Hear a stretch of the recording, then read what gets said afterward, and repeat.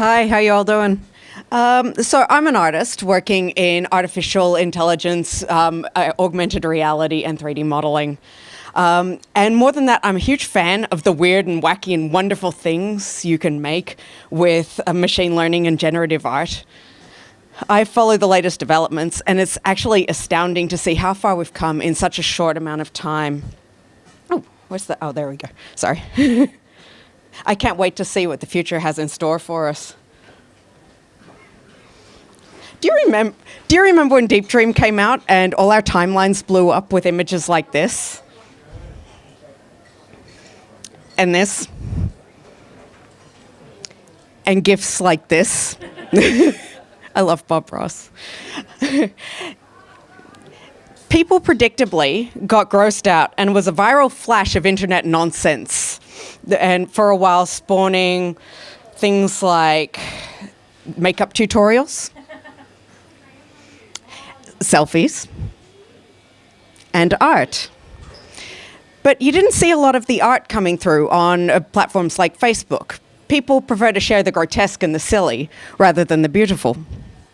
This is Mimo Atkin, famous artist working in generative art. Deep Dream was a leader in the way we look at generative art and machine learning. It made machine learning accessible, a visual language for everyone to embrace. Deep Dream was the first snowball in an avalanche that started a lot of work in neural networks, imaging, and art. I love that frog.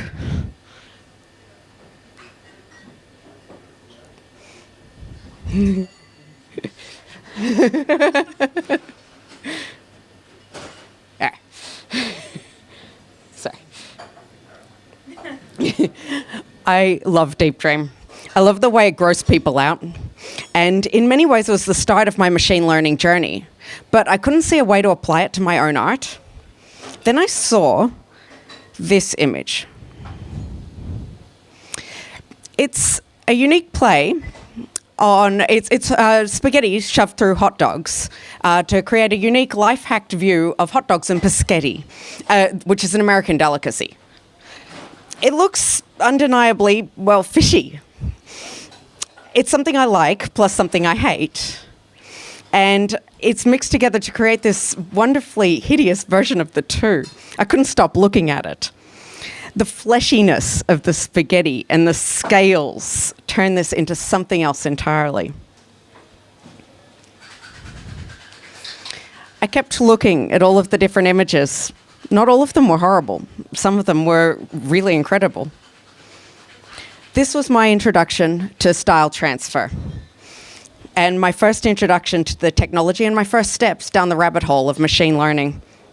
As I read the Imgur comments on these images, I started to go deeper and deeper. At first, they were just referencing a website, ostagram.ru, but it had gone down with all the traffic. Another comment suggested a torch implementation by JC Johnson on GitHub for the tech savvy. And I'd been looking for something to integrate into my stagnant master's project. I knew I wanted to use augmented reality, but to do what? That was the big question. What would transcend the work? Where was the art in that work? I wanted it to be more than a gimmick. And suddenly, I had an idea, a terrible, wonderful idea. So I went to GitHub. Whoops. Double-clicked. And I didn't have a lot of faith in myself at the time, but I wasn't even sure that this was something I could make work, but I did it. I read all the instructions. I downloaded all of the dependencies. I made it work. And then, in that moment, I found something amazing, completely and totally mind-blowingly amazing. I found a way to collaborate with my computer. And from there, my entire project blossomed into view. And more than that, a cascade of digital works and the augmented reality linking them together. The ideas formed one after another.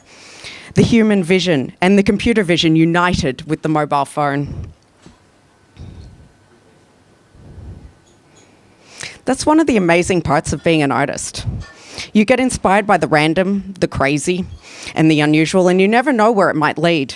In my case, I often get inspired by the reactions of other people.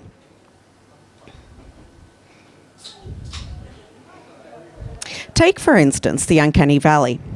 By all accounts, I live neck deep in it, but I can't see the forest for the trees. I have never felt grossed out by digital figures or robots. I delight in other people's reactions, though. And being the kind of person I am, of course, I immediately researched everything I could on the subject. Seeing people grossed out by uncanny things is a delight, because I see how far we've come. Not just in robotics, but in CG. Especially, I'm delighted by the progress. Not nauseated by its existence, but I'm always looking for ways to subvert that. To exist just on the edge of the valley. No, rather than just tipping people over the edge, being right on that edge. This is tricky when you don't even feel it. And now, with algorithmically generated images, we have a whole new uncanny valley to explore. A new way of looking at the world of art and images, a way to gross out unsuspecting people all over again. Like this style-transferred image of Trump and Muppet and his Trumps, Trump and his Muppets candidates. An area that's really upsetting a lot of people is Pix-to-Pix, a machine learning algorithm that fills in outlines with photographic data. And finally, we can see what a beholder kitten looks like. Because the internet got involved, and nothing's safe when the internet gets involved. The short-lived portraiture website was particularly delightful. Well, I found it delightful. I loved watching people try and gross each other out and create new and terrible things. I enjoy the reactions that people have when looking at computer-generated and algorithmically generated images.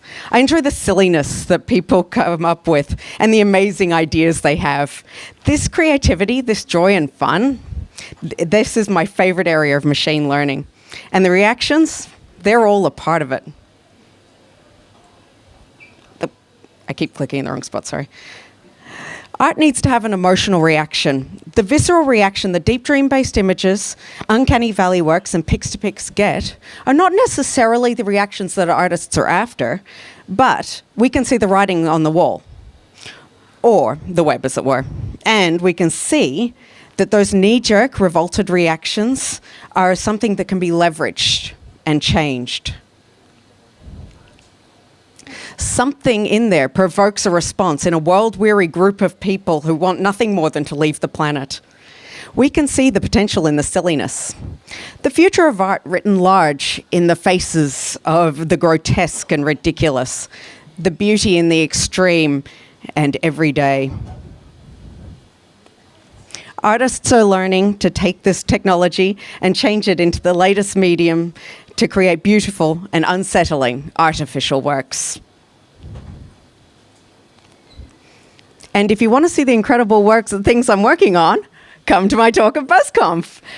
I'm going to be going deeper into convolutional neural nets with deep dreams and style transfers. I'll look at magenta, torch, Pix-to-Pix, generative adversarial networks, fooling humans with art, composing music, and Star Trek. I hope to see you all there.